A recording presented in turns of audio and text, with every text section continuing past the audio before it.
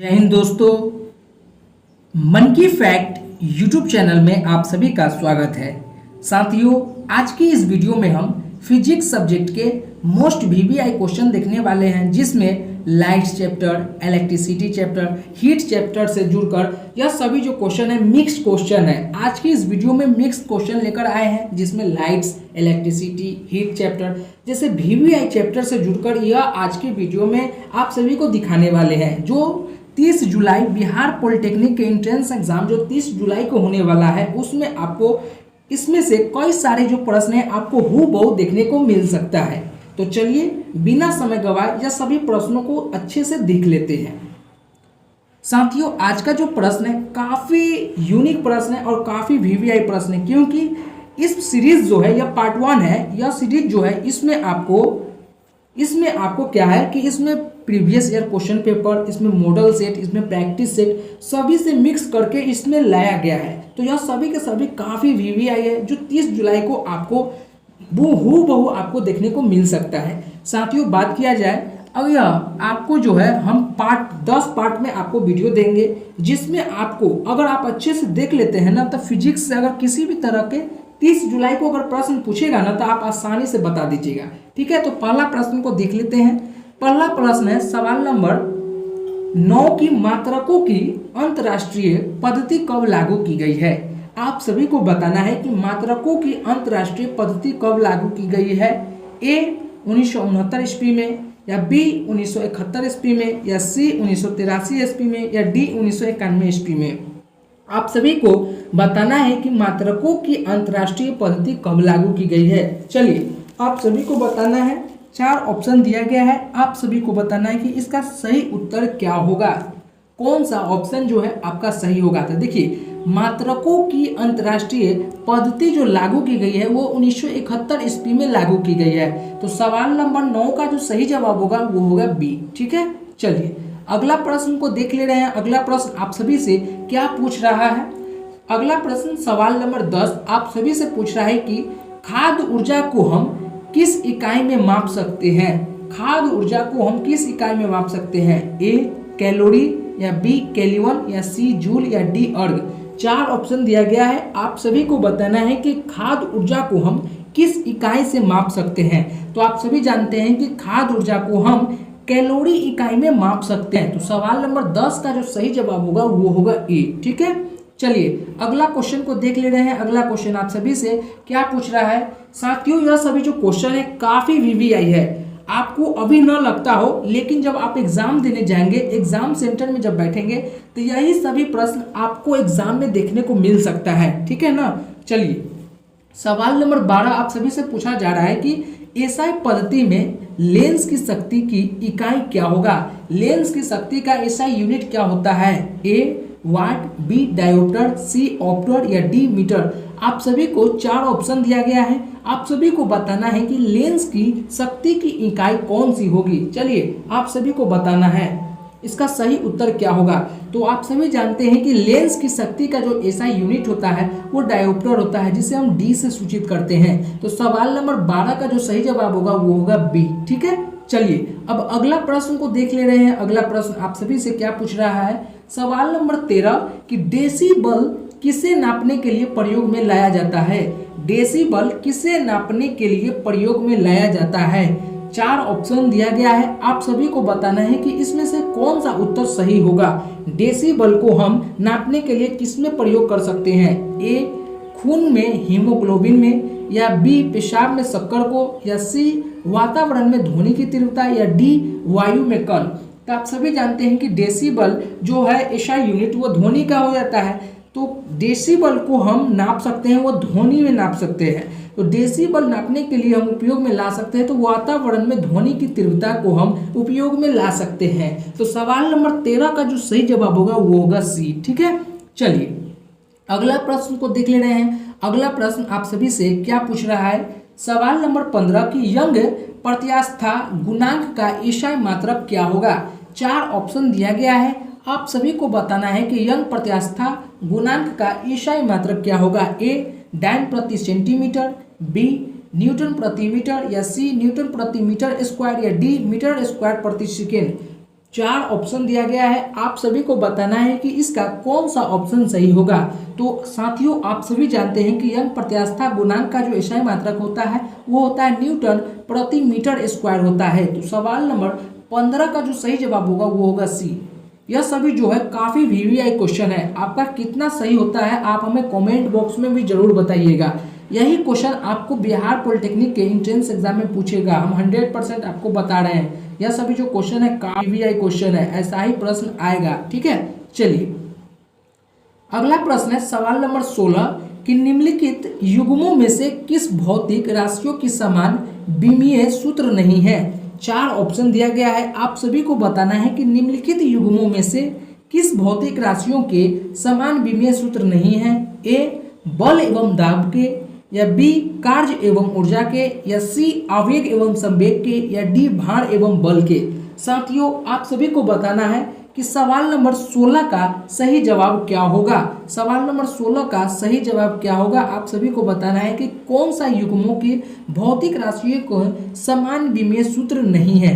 तो आप सभी जानते हैं कि बल एवं दाब के जो बल एवं दाब जो राशियां हैं उसके विमीय सूत्र समान नहीं होती है। तो सवाल नंबर 16 का जो सही जवाब होगा वो होगा ए। ठीक है, चलिए अब अगला प्रश्न को देख ले रहे हैं। अगला प्रश्न काफी इंपॉर्टेंट प्रश्न है और काफी बार रिपीटेड किया गया प्रश्न है। आप यह क्वेश्चन को देख चुके हैं, पहली बार काफी बार देख चुके हैं। ठीक है, तो यहाँ पर आप सभी से पूछा जा रहा है कि त्वरण ज्ञात करने का सही सूत्र निम्नलिखित में से कौन सा है।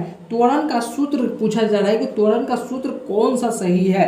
4 ऑप्शन दिया गया है, आप सभी को बताना है कि त्वरण का सही सूत्र कौन सा होगा। ए बराबर U plus V into T, या बी ए बराबर यू माइनस वी बटे टी, या सी ए बराबर U plus V plus U by T, या डी बराबर V plus U by T. आप सभी को बताना है कि त्वरण का सही सूत्र क्या होता है। तो आप सभी जानते हैं कि त्वरण का जो सूत्र होता है वो सूत्र होता है कि ए बराबर जो होता है वो होता है कि वी माइनस यू बटे टी। त्वरण का जो सूत्र होता है वो होता है कि v माइनस यू बटे टी होता है त्वरण का सूत्र। तो सवाल नंबर 24 का जो सही जवाब होगा वो होगा बी। ठीक है, चलिए अब अगला प्रश्न को देख ले रहे हैं। अगला प्रश्न आप सभी से पूछा जा रहा है सवाल नंबर 2। देखिए ऐसा प्रश्न है ना, काफी बार बिहार पॉलिटेक्निक के एंट्रेंस एग्जाम में पूछा गया है। ऐसे प्रश्न को काफी बार रिपीट किया जाता है। आपको लगता होगा यह सभी सरल, क्योंकि आप अच्छे से पढ़े हैं इसलिए आपको आसान लगता है। अगर आप अच्छे से नहीं पढ़े रहेंगे तो ये आपको जस्ट सभी क्वेश्चन जो है काफ़ी भारी लगेगा। ठीक है, तो ऐसा अभी जस्ट हम लोग 5-6 क्वेश्चन को अभी डील किए हैं। तो इसमें से 5-6 क्वेश्चन आप अगर बना लिए सही तो आप सभी को ऐसा ही क्वेश्चन पूछा ही जाता है। मगर आप अगर अच्छे से अगर पढ़े हैं तो आप तो इसका सही जवाब दे देंगे तो आपको तो ईजी लगेगा ही। तो अगर आपको नहीं पढ़े रहेंगे तभी ना भारी लगेगा। तो ये ऐसा ही क्वेश्चन बिहार पॉलिटेक्निक में पूछता है। ठीक है, चलिए सवाल नंबर 2 आप सभी से पूछा जा रहा है कि प्रकाश वर्ष की इकाई है। आप सभी को बताना है, 4 ऑप्शन दिया गया है कि प्रकाश वर्ष की इकाई क्या होगी। ए दूरी की, या बी समय की, या सी प्रकाश की तीव्रता की, या डी द्रव्यमान की। 4 ऑप्शन दिया गया है, आप सभी को बताना है कि प्रकाश वर्ष की इकाई क्या होगा। तो आप सभी जानते हैं कि प्रकाश वर्ष की जो इकाई होती है वो होती है दूरी। वो क्या होती है, वो होती है दूरी। तो सवाल नंबर 2 का जो सही जवाब होगा वो होगा ए। ठीक है, चलिए अगला प्रश्न को देख ले रहे हैं। अगला प्रश्न आप सभी का से क्या पूछ रहा है कि पार्सेक इकाई है। पार्सेक की किसकी इकाई होती है। ए दूरी की, बी समय की, या सी प्रकाश की चमक की, या डी चुंबकीय बल की। आप सभी को बताना है कि सवाल नंबर 4 का सही जवाब क्या होगा कि पार्सेक की इकाई क्या होगी। तो आप सभी जानते हैं कि पार्सेक की जो इकाई होती है वो होती है दूरी। पार्सेक की जो इकाई होती है वो होती है दूरी। तो सवाल नंबर 4 का जो सही जवाब होगा वो होगा ए। ठीक है, चलिए अब अगला प्रश्न को देख ले रहे हैं। अगला प्रश्न आप सभी से क्या पूछ रहा है। सवाल नंबर 5 की लुईमेन किसका मात्रक है। लुईमेन किसका मात्रक है। 4 ऑप्शन दिया गया है, आप सभी को बताना है कि लुईमेन किसका मात्रक है। ए ज्योति तीव्रता का, या बी ज्योति फ्लक्स का, या सी उपयुक्त दोनों, या डी इनमें से कोई नहीं। आप सभी को बताना है कि लुईमेन किसका मात्रक है। तो आप सभी जानते हैं कि लुईमेन जो है ज्योति फ्लक्स का मात्रक है। लुईमेन जो है ज्योति फ्लक्स का मात्रक है। तो सवाल नंबर 5 का जो सही जवाब होगा वो होगा बी। ठीक है, चलिए अब अगला क्वेश्चन को देख ले रहे हैं। अगला क्वेश्चन आप सभी से क्या पूछ रहा है, सवाल नंबर 16 कि क्यूरी किसकी इकाई है। क्यूरी किसकी इकाई है, ए रेडियो एक्टिव धर्मिता का, या बी तापक्रम का, या सी उष्मा का, या डी ऊर्जा का। आप सभी को बताना है कि क्यूरी की इकाई क्या होगी। क्यूरी की इकाई क्या होगी, तो आप सभी जानते हैं कि रेडियो एक्टिव धारिता का जो ऐसा यूनिट होता है वो होती है क्यूरी। तो सवाल नंबर 6 का जो सही जवाब होगा वो होगा ए। ठीक है, चलिए अब अगला क्वेश्चन को देख ले रहे हैं। अगला क्वेश्चन आप सभी से क्या पूछ रहा है, सवाल नंबर 7 कि दाब का एसआई मात्रक क्या होगा। साथियों आप सभी को मैं फिर से रिपीट कर दूं, पिछले कई वीडियो में आप सभी को लगातार हमने बताया है कि एसआई यूनिट से आपको प्रश्न बिहार पॉलिटेक्निक के एंट्रेंस एग्जाम में हर साल पूछता है और इस वर्ष भी पूछेगा। आपको मैं फिर अभी भी बता दूं कि एसआई यूनिट याद नहीं है, मात्रक याद नहीं है, तो जितना हो सके आप एसआई यूनिट को आप अच्छे से याद कर ले, क्योंकि एसआई यूनिट अगर आपका याद रहेगा तो बिहार पॉलिटेक्निक में 2 से 3 प्रश्न आपको इजीली बन जाएंगे, इजीली सॉल्व हो जाएगा, क्योंकि बिहार में एसआई यूनिट से हर साल 2-3 प्रश्न पूछ लिया जाते हैं। देखिए अगर आपको एसआई यूनिट याद हो, लाइट चैप्टर याद हो, इलेक्ट्रिसिटी चैप्टर का कंसेप्ट अच्छा से हो, लाइट चैप्टर का कंसेप्ट अच्छा से हो, हीट चैप्टर का कंसेप्ट अच्छा से हो, तो आपको 30 में से ना 20 क्वेश्चन सही करने से कोई नहीं रोक सकता है। ये आपको हम 100% दावा दे रहे हैं कि आप अगर यह चैप्टर अगर आपका कंसेप्ट बढ़िया है तो आपको कोई नहीं रोक सकता है आपको 30 क्वेश्चनों को 20 क्वेश्चन सही करने से। ठीक है, तो चलिए सवाल नंबर 7 है कि दाब का मात्रक होगा। सवाल नंबर 7 का सही जवाब क्या होगा, दाब का एसआई मात्रक क्या होगा। तो आप सभी जानते हैं कि दाब का जो एसआई मात्रक होता है वो होता है पास्कल। काफी वीवीआई यह सभी क्वेश्चन है। ठीक है, चलिए अगला क्वेश्चन है कि कैंडला किसका एसआई मात्रक है।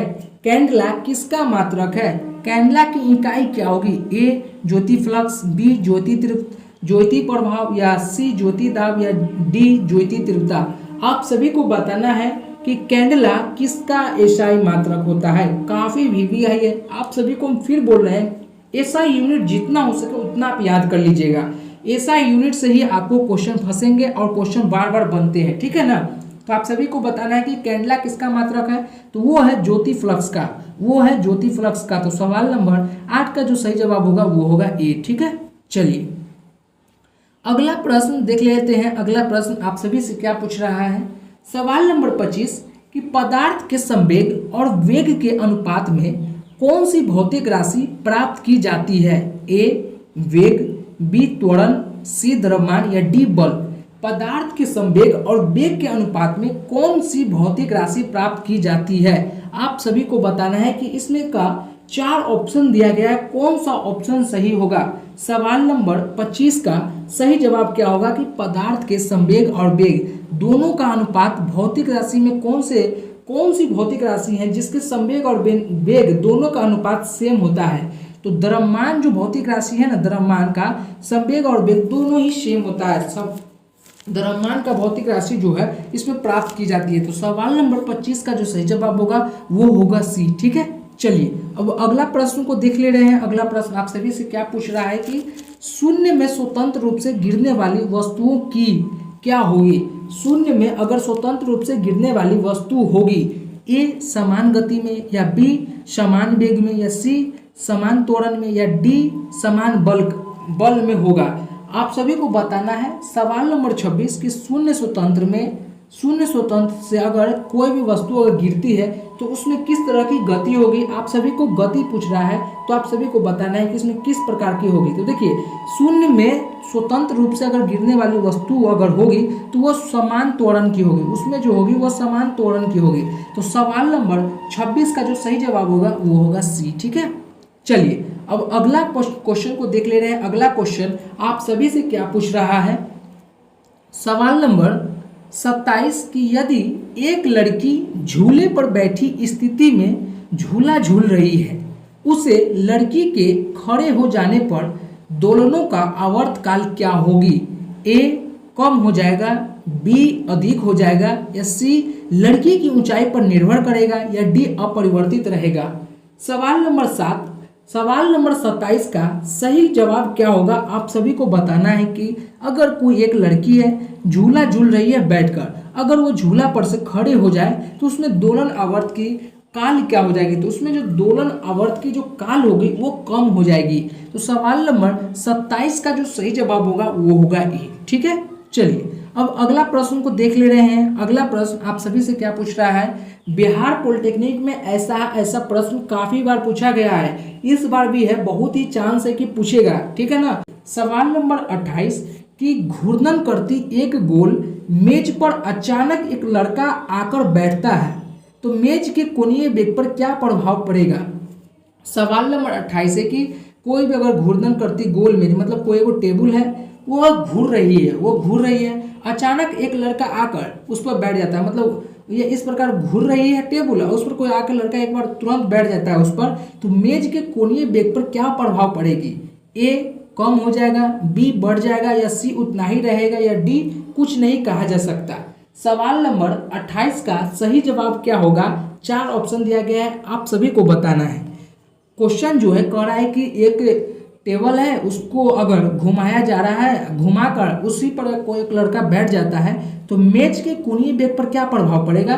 तो मेज के जो कोणीय वेग है ना वो कम होने लगेगा, कोणीय वेग है जो उसका कम होने लगेगा। तो सवाल नंबर 28 का जो सही जवाब होगा वो होगा ए। ठीक है, चलिए अगला प्रश्न देख ले रहे हैं। अगला प्रश्न आप सभी से क्या पूछ रहा है, सवाल नंबर 30 कि किसी पिंड के द्रव्यमान तथा भार के अंतर होता है क्योंकि ए द्रव्यमान परिवर्तन होता है जबकि भार स्थिर रहता है, या बी द्रव्यमान स्थिर रहता है जबकि भार परिवर्तन होता है, या सी दोनों सत्य है, या डी दोनों गलत है।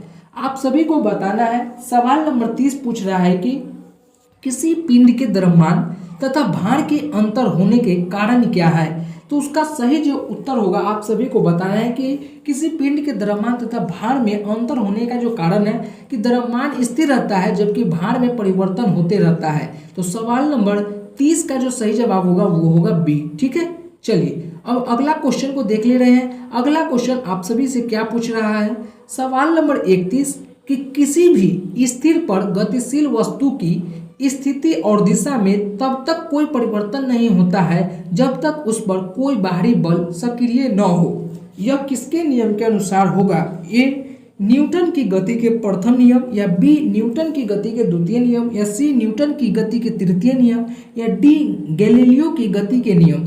तो यहाँ जो सवाल नंबर डी है ये तो कभी ऑप्शन सही नहीं होगा, क्योंकि फोर्स का यहाँ पर बात किया जा रहा है तो फोर्स में न्यूटन ही आएगा। ठीक है, तो सवाल नंबर 31 का सही जवाब क्या होगा, आप सभी को बताना है कि कोई भी स्थिर या गतिशील वस्तु को स्थिर और दिशा में तब तक कोई परिवर्तन नहीं होगा जब तक कि बाहरी बल में सक्रिय, मतलब बाहरी बल से धक्का न दिया जाए। ये कौन से नियम में दर्शाया गया था, न्यूटन या किसके first law, second law, third law, कौन से लॉ में ये बताया था कि अगर स्थिर वस्तु गतिशील वस्तु में अगर किसी भी तरह के दिशा, किसी भी तरह के फोर्स न दिया जाए बाहरी बल से, बाहरी स्तर से, तो वो कौन से नियम में आता है। तो सवाल नंबर 31 का जो सही जवाब होगा कि ये न्यूटन के फर्स्ट लॉ द्वारा दर्शाया गया था। ठीक है, कि स्थिर वस्तु गतिशील वस्तु को दिशा और स्थिति में परिवर्तन लाने के लिए अगर जब तक बाहरी बल को अगर हम सक्रिय धक्का नहीं देते हैं, बाहरी बल द्वारा अगर धक्का नहीं देते हैं, तो वो है न्यूटन की फर्स्ट लॉ को यह दर्शाती है। ठीक है, तो सवाल नंबर 31 का जो सही जवाब होगा वो होगा ए। ठीक है।